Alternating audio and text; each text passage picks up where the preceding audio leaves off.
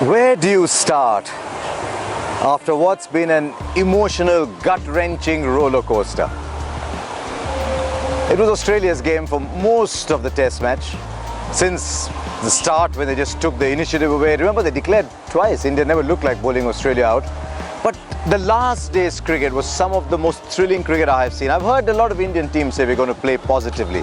Here was an Indian captain, much like Tendulkar in Sharjah, who never stopped thinking of winning a match. I know of a few people who would have said, let's block around, let's get to 4-5 overs left, let's try and win. And that's not a wrong thing to do. It's just that Kohli's style is different. He said to me just now in the interview that at the end of the fourth day, he said, whatever target they set, we will try to go and score it. And that is what made that innings so thrilling to watch. There were some great innings. I mean, Steve Smith got 100. I thought Clark's was a wonderful emotional 100. David Warner's risen a couple more notches as a world-class player. But Nathan Lyon finally won a match for Australia as a spin bowler. But to my mind, nobody has taken as many strides up as a person than Virat Kohli has in this game. Don't forget, he made 100 and a few in 10 innings in England. His career was lying scattered around him as an international batsman. And he's come here and he's made 100 in each innings. And he's played in a manner the Australians love. He's taken the attack to them. To me, it was just one of the most wonderful test match innings that I have seen. It was one of those innings that many years from now, I will say, I was privileged to watch. And it was just wonderful to watch. It was a great test match. India lost it. Australia was a better side. But it's enlivened this series. It's also told you, forget the chatter, forget the abuse. We had that for a very short period in this test match. What a thrilling last day with everyone geeing everyone along. To me, the last day was what cricket is all about. Over the years, you get to see many good innings, and some of them are breathtaking. Some of those innings last way beyond generations and are remembered. Not all of them do, but I must confess I absolutely enjoyed Virat Kohli's Test 100 here in Adelaide. He'd made one before, remember? That was probably even more significant for his career. But let's take a look at the situation in which he went out to play here in Adelaide. 5 Test matches in England.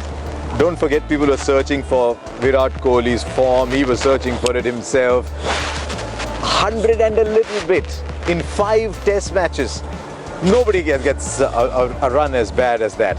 And then he comes here to Adelaide. He's captain. So there's that extra responsibility. The opposition has made 517. Very first ball, what happens? Bang! On the helmet. And you know what connotations being hit on the head are these days is far too tragic to repeat. From there on, for Virat Kohli to build it up, showed tremendous composure. And I've seen Virat Kohli closely now for a year and a half. There's a different young man coming out. He seems more relaxed. He seems more sure of himself. He seems on the verge of something big. And given all that, to then come back, score that 100 was I think, a magnificent achievement. He'll be very disappointed at the way it ended, but you can't take away the runs that he scored. And there's one thing now that Virat Kohli needs to do to even take himself to a higher level, and that is not get these small hundreds. 100 is a huge achievement, make no mistake, it goes against your name. But now Virat Kohli needs to start making a 170, a 190, a 220. Those kind of innings that mark him out to be someone even more special than he has shown at the moment. But you remember Kohli hundreds, and I'll remember this one in Adelaide because of all that it encompassed. So, good innings. The lovely greens of Sydney, a lovely city for what is going to be such a big match. The semi-finals of the World Cup, India versus Australia. So much history, so much passion between the two countries. To me, there are a couple of key issues. I think the most important is, what state of mind are India getting into this game? Are they thinking 7 matches in a row, 70 wickets, 7 man of the match awards, each time a different person, everybody in form, no obvious weak link, wow, let's take on the Aussies? Or are they saying, oh God, Australia again. Haven't beaten them for a long time in their own country, didn't have a chance. Or are they saying, no, you know what, actually in the Tri-Series we weren't there. So I'd like to know what the mindset of the Indian team is. Are they saying, take on the Aussies, then you've got a chance? let's look at the Aussies themselves. Why are they such a good side? Why did I say right from the beginning that they are the favourites? Two things. One, they bat very deep. They have different kinds of bowlers. But more than anything else, they don't let the game shut. The game is always moving ahead. Warner's taking the game ahead. Smith is taking the game ahead. Maxwell is taking the game ahead. Haddon, Faulkner, they're all taking the game ahead. Therein lies their winning formula. Therein lies the opportunity for the opposition.